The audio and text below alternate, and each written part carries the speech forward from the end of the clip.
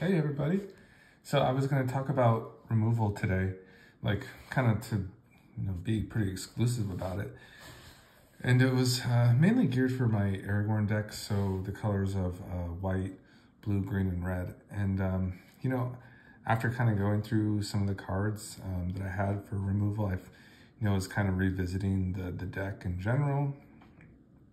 I was kind of playing with the idea of galvanic iteration, kind of like really getting to a spell slinger. The thing about Aragorn, it's kind of like can tear you into a couple different directions, and there's so many good cards. It's kind of, maybe you can find that balance, or pick one or the other. I said this version kind of tries to marry kind of the legend vibe and like the spells, like the spell slinging type of things. So yeah, like as initially I was just gonna kind of talk about removal. For instance, the strong white removal, the pros and cons versus, playing like a lightning bolt, for instance. Like, when would you use that in the Aragorn deck? So these are the kind of the questions I was grappling with, but we'll talk about some of the omissions a little bit later. Really, I just want to kind of just roll through the deck here because it looks pretty solid. I went for a little bit more focus here. Mainly really focusing on Bard class creatures and using those particular creatures like kind of exclusively to extent, whereas other legends I had in before, like just off the top of my head, like imagine like a General Ferris Rockrick or I think it's Derevi. Imagine those cards. They're like they're Bant colors or Boros colors. And I really just want to kind of give it a go with a Bard class. So, like, for instance, like just fantastic removal that we can play, right? For like the cheap cost of one white, like a Swords to Plowshares. Really great spot removal, right? This is a new one. The Legolas's Quick Reflexes. This particular one kind of does like two different things simultaneously. It will grant hexproof, which is like very notorious for that one green. Some other cards like Tamiya's Safekeeping will give you indestructibility. So this is kind of like a classic, kind of green protection spell. But it also has this, there's like two more additional pieces of text here, right? So first of all, you can do this to a creature that's already tapped, like maybe one of your stronger mana dorks. That could be like an option, right? And untapping it and then tapping it again for mana. And there's another keyword on here, like split second. So this just has a lot of things going on where it looks like you're going to be able to, like, if it is like something like you untap like a mana dork, you're going to be able to get that additional mana again, like no matter what, because of the split second. So that's a nice option too. Additionally, it will give the creature that this targets, once it taps again, it will deal that damage to a target creature. So it's just like a lot of stuff on one card. So very interesting overall. What are the things that protect from spot removal? It's like the creatures like Giver of Runes and Skrelv. So we definitely want to kind of protect our own things too. So we want to give ourselves a chance for that. Additionally, in terms of removal, a nice, cute and Kazul's Fury is nice because it can act as a land. Additionally, it can act as like kind of a last leap over the finish line to or maybe you'll come short, but maybe there's going to be that time where, you get a creature up pretty strong with Aragorn, you sacrifice it and come in for that lethal damage. So that's a nice option there too. March of Swirling Mist. This is just a great protection from those board wipes of all sorts, whether it's a Blasphemous Act, a Wrath of God, perhaps something maybe even scarier, like maybe a Sunfall, like things that, get around destroying or indestructibility. So you could have a March of Swirling Mist, which is also nice. If we just want to really focus on like protecting 1 to 2 things at a time, this could definitely be our ticket to victory. All right. So Bard class is that really fantastic enchantment that's going to be sought after. We're going to be really looking for it. It's going to reduce all our legendaries when we level it up. It's It's going to give them a little buff when they come on the battlefield. And then additionally, you have that level 3 there, where you're casting legends and you're exiling cards from top of your deck and being able to play them. So all the options are fantastic. And we're going to be looking for this card. The way that we can do that is through the Enlightened Tutor. So this is just a nice 1-mana tutor that will put a card from our library on top of our deck. So we'll reveal it to everyone, put it on the top, hopefully draw it and get to cast it, such as a Bard class. That would be very nice. We can also find, at the very worst, we can find like a 1-ring, a Great Henge, a Relic of Legends. Those will also be very nice too. Mox Amber, this is like a perfect little sneaky mana dork, I guess you'd say, for our legends. Just gonna really accelerate us. Really excited about this card. 3 visits, just another nice one here. Really love the ramp package we have here, the 2-mana ramp package. These will just bring our forest in from our library untapped for the low cost of 2, so we just really love it. Finds those forest cards, our shocklands, for instance, or just forests. Additionally, we have a Growth Spiral here, another ramp card, and it's nice with Aragorn. We get the green and the blue. So we're in our ramp package now. You're just looking at all the ramp cards here. And Relic of Legends, this is going to fit that bill. It's going to tap all of our legends for mana, and itself, this artifact itself taps itself for mana as well of any color. So it's fantastic. Kodama's Reach, just another great 3-mana option to ramp us. The Great Henge is a form of ramp, of course, and it'll also gain us cards when we cast creatures and they enter the battlefield. Lotus Cobra, we have plenty of ramp. We really need it though. We need these kind of really the backbone of our deck are these 2-mana creatures like Lotus Cobra, the Caryatid, the Bloom Tender. Those are all going to be like very, very useful for us. Hold on, I just kind of got out of order a little bit here. This should be fine though. Yeah, like the Bloom Tender as well. These are just very fantastic. They really help us kind of get ahead, like where 2-color decks kind of accelerate even quicker. This is kind of like a nice balance where we're rewarded for playing more than 1 color in our the creatures and spells have more than 1 color in their casting cost. Faber Elder also just rewards us for playing lots of different color permanents.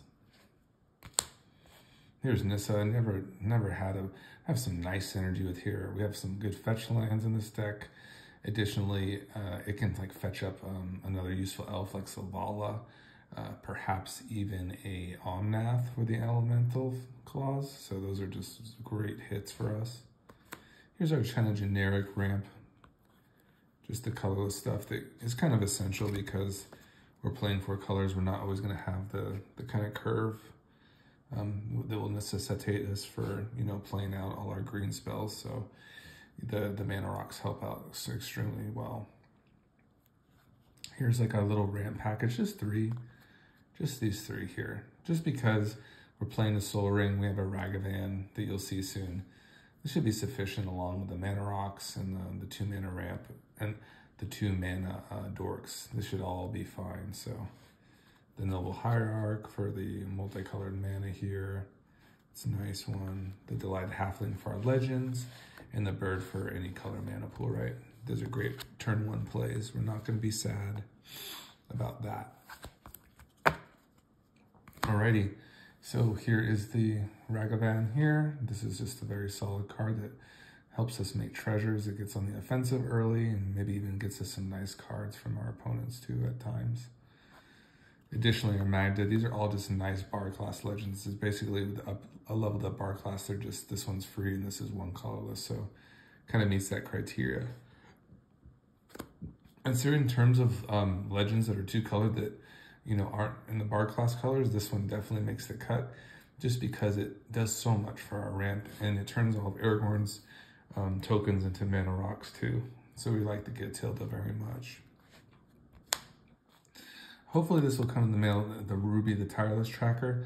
Really great legend, really great Gruul legend that will of course cost 0 with Bard class upgraded. Same thing with Rada. These are all just like we're really getting to our Bard class shell here. Selvala also makes the cut because it's just extremely strong with Aragorn. Almost meets that criteria for the bar class, but will still be reduced. Just a fantastic creature for us. Also ramping with us with those Gruul colors, the Domri. These are just fantastic cards in themselves. Just love Klothys and Domri. Probably Domri I value a little bit more than Klothys, but Klothys can get offensive too. Hajar is nice too, just gives us all protections. It's in those Gruul colors. Very nice Gruul cards. Okay, so now we're in the Ginny Fey and the Rocco world. So these some crazy Gruul cards here that are just, this one's even, Ginny Fey's even crazier because you can cast it so consistently. It can be paid for with a bar class upgrade with a green and a white, green or white. This would just be white for Rocco. So definitely looking to carve these in. And, you know, this will grant a lot of card advantage, but let's let the wheels roll. Let's have fun, you know. Let's see what happens with Rocco in like a, you know, a big play group. You know, I'm kind of excited to see how big we can get Aragorn and, you know, get in for that Commander Lethal. I think it's a really sneaky choice for Aragorn. And I think people who don't respect the 1/1 counter when the Aragorn on the battlefield are going to be very upset. Or at least they're going to be pretty dead, you know, once we are accruing counters on Aragorn. Rod is another interesting choice. I just like the fact that it's so nicely reduced with bar class, and then you can play a land from the top of your deck. It's just a nice effect, really. You know, that's kind of what we're looking for. Just keep that land gas going, too. Uro, the Titan, just a very good legend for us to kind of ramp us, get us a card. Hopefully ramp us. Jetmir just is like our beatdown. This is like our beatdown creatures. Halana, Lana fits that bill with a bar class. All these are reduced significantly. They will be reduced by half with a red-green. Goodbye. Worldly Tutor will find us like a card like Omnath. That's why I put it here. Omnath is a very important card for us. If we can cast Omnath with Aragorn on the battlefield, we're definitely accruing the ultimate value. We're paying for all the Aragorn effects, and we're getting in there. And I really apologize. Maybe I just kind of get into these videos. This is our commander, by the way. So, surprise. This is, could you guess it? This was it. Yeah, Aragorn. So, all these are very fantastic. Of course, friend, what do we value the most out of this? Probably the 4/4. And I've heard other content creators talk about it. It's very good. It's a very good build around. Of course, a burning Aragorn deck would be very cool to see too. I'd like to see that because I know they can get busy. This deck can definitely get busy with its 3 damage to target opponent. We love the scry. All that is very important to like look at your deck and like see if you need those lands, or maybe you need a spell. Yeah, the scry is very good. And the 1/1 kind of pays off too. We want to create some synergy for that. Maybe we don't have the most, but I think we kind of have a good start here, and we can see what happens.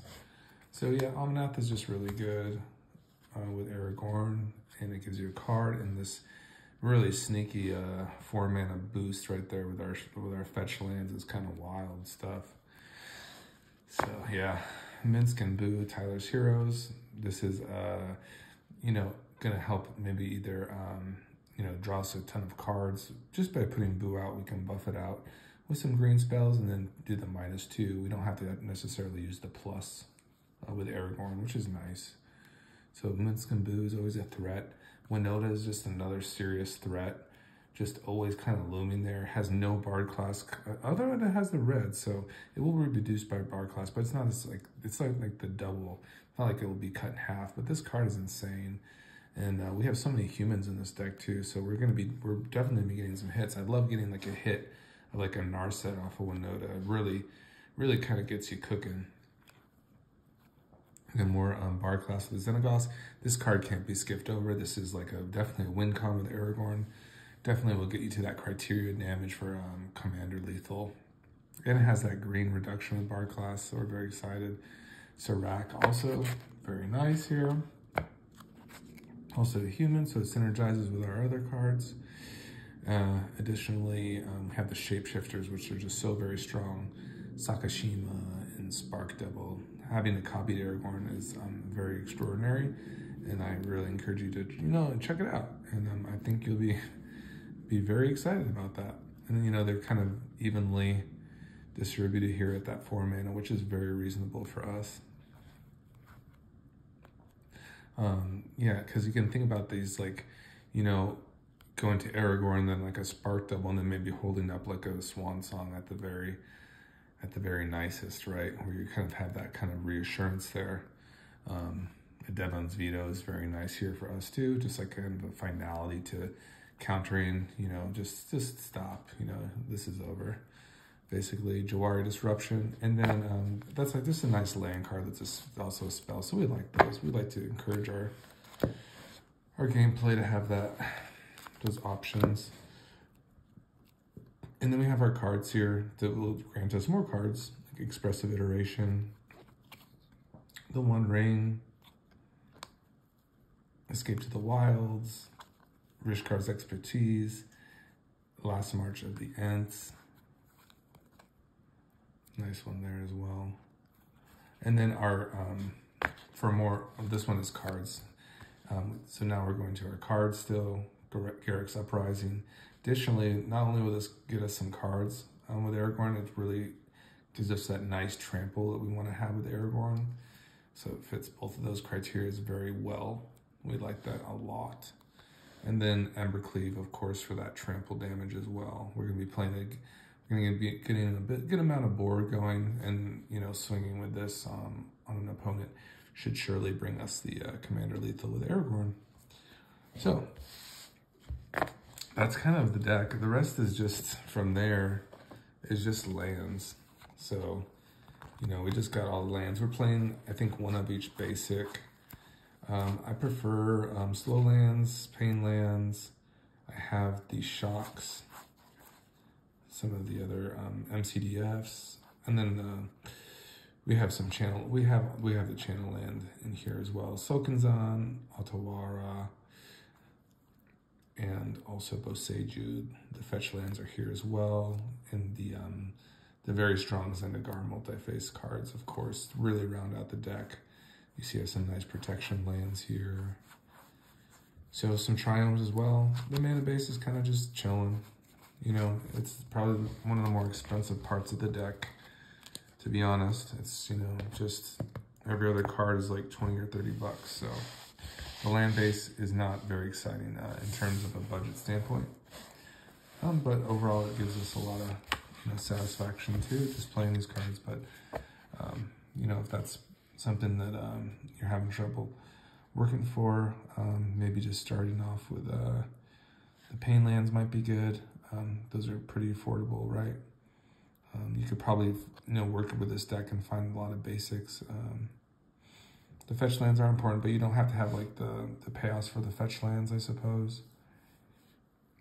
You can probably just add in,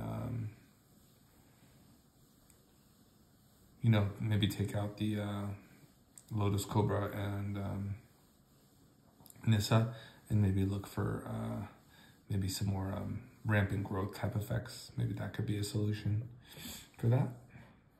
Or maybe you could still keep in those landfall cards, you know. So basically, why I made this video is I want to talk about like a little bit about removal, like the different colors that you can have in red, green, blue, and white. And I did talk about some of this on the CGB Dojo, and he was just kind of mentioning that destroy effects are very good for these colors.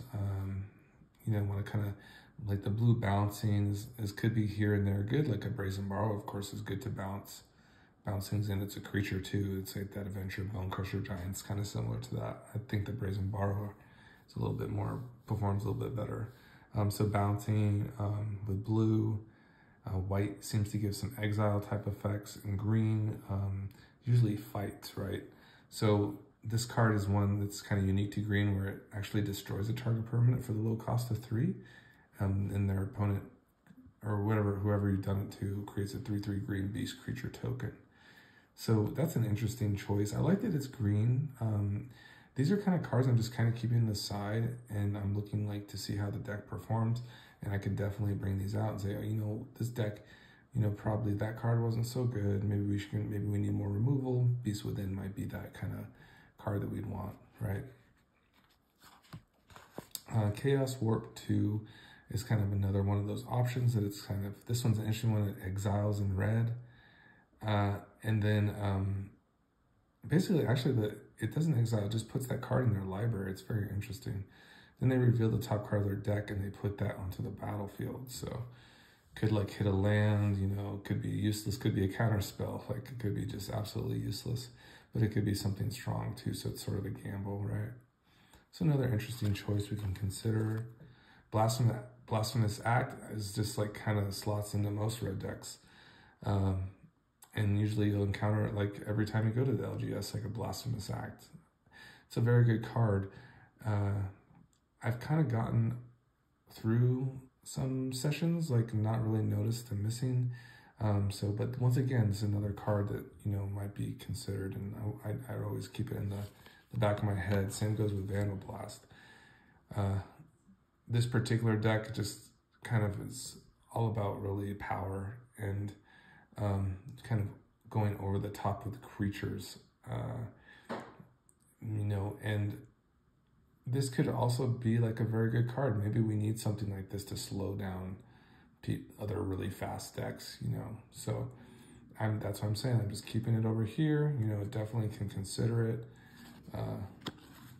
You know, we'll see how our 1-for-1 removal goes with like swords and path, or just swords of plowshare and Legolas's quick reflex. I think it's a fine balance. Like really, it's about the creatures for this particular deck. So we're just kind of like, you know, keeping these options available. Like this just draws cards too, which is really nice. So we might think about that if we're feeling like we're losing some gas. You know, Fourth Aerolingus is definitely a good choice. There's some more removal that we can consider in white, like Path to Exile. So these are just like the strongest choices, right? Like Swords of Plowshare or Path to Exile. Just very strong choices for us. Here's another tutor. We got 2 tutors in there, the Worldly and the Enlightened. So we'll try that, but this is just fine too. So at instant speed, just go ahead and find you a legend, maybe a combo piece. I think we're running enough dorks. Like in the Arena Brawl, I'll play 4 green dorks. I'll play all the ones that, you know, can be played for 1 and they produce a mana the next turn. So there's a couple options more in Commander where I can play like a Soul Ring as well. So like a Soul Ring would take the place of like an Avacyn's Pilgrim. Here's Mystical Tutor. I really just kind of want to zero in on Worldly Tutor because it's green, and Aragorn likes green spells, and just Enlightened Tutor because it finds Bar class. So, but this could also be another option. This is also a fun one for Aragorn too, the Angel Fire Ignition. This is definitely, I wouldn't dissuade you from this. I think it's a great card, and it's worked more often than not with Aragorn. I feel like it doesn't really produce any card advantage, unfortunately. So that's kind of the downside of it. But, you know, if you maybe play more of a mid-rangey style and you just want to kind of like, you know, maybe really generate a lot of card advantage, maybe this is kind of the way you want to go. You know, maybe slow it down with stacks and maybe get like some Angel Fire Ignition going where you have that kind of replayability value too. If you're looking for a lot of value, maybe that's the way you want to go. Here is the Faithless Looting, and it's just another nice card for, you know, any kind of spell slinger that accrues value off of casting like low-cost spells. So that's just a nice one too. I had it in there before, and you know, we'll check this out. I kind of like that it can be flashed back too, so and it kind of can help damage the opponents also. So that's nice. Galvanic Iteration. This seems like just a really fun card, and like there's so many good spells for Aragorn. Like good spells you could play, like especially with Galvanic Iteration, that maybe that's like another way that we can go one day. If we want to spend like another $1,000, or maybe we just proxy a cool Aragorn deck, you know, with spells, you know, have some real cards and some spells. That could be fun too. So maybe if any of you are working on like a cool spell deck with Aragorn, I'd love to see it. You know, maybe a burn deck or some sort of like kind of mid-range, like kind of nastiness. You know, with like, you know, Wrath of Gods and such. That'd be kind of a fun one to look at too.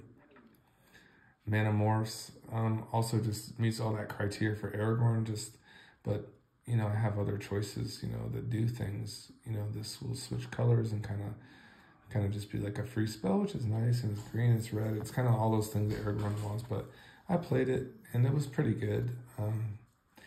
You know, I'd rather have a spot like a Ruby Tireless Tracker over a Manamorphs, though. that makes sense. And then the Time Warp. Time Warp is done not, like, I'd say like very medium well in this particular build. It just, I think we really have just enough gas, and the Time Warp is just sometimes can just, if Aragorn dies and then, you know, you can't play a Time Warp on turn 5 is kind of just like feels sad. There's nothing really to do, you know? So, I mean, also it could be just devastating. So it's kind of an interesting card. And of course, we consider all these. Also, like Rattle the Magpie, just more removal, and like perhaps maybe this card is really something like I really consider, but I'm just gonna really try to go for the Gruul colors, like even Derevi. I think it's just a fantastically strong card and has a lot of synergy with our deck. But I want to really just kind of really, you know, focus in on the Bard class colors right now and just see how it goes. Like, I want to see if I can kind of storm off with those Bard class creatures in this deck. I just love it. And I've done it before on Brawl, so, you know, I've seen what the, you know, the Bard class cards can do. So I'm really excited. And, you know, these are all just nice options. You know, these are all just really good cards, and they've just come in and out. And I will definitely be checking it out and seeing how it works. But mostly the deck is just ready to rock and roll once again. We're ready to take it for a spin, and we have like a lot of our, you know, familiar components. We're just adding, like, kind of like finely tuning it, kind of getting our feelers for the Bard class and the cards that will get us there with it. So yeah, that's the deck, and I hope you all enjoyed this kind of look into the Bard class and Aragorn and just removal in general. So yeah, let's get like a sweet thumbnail, like the Jet Mirror looking just, you know, looking good. Bye everybody.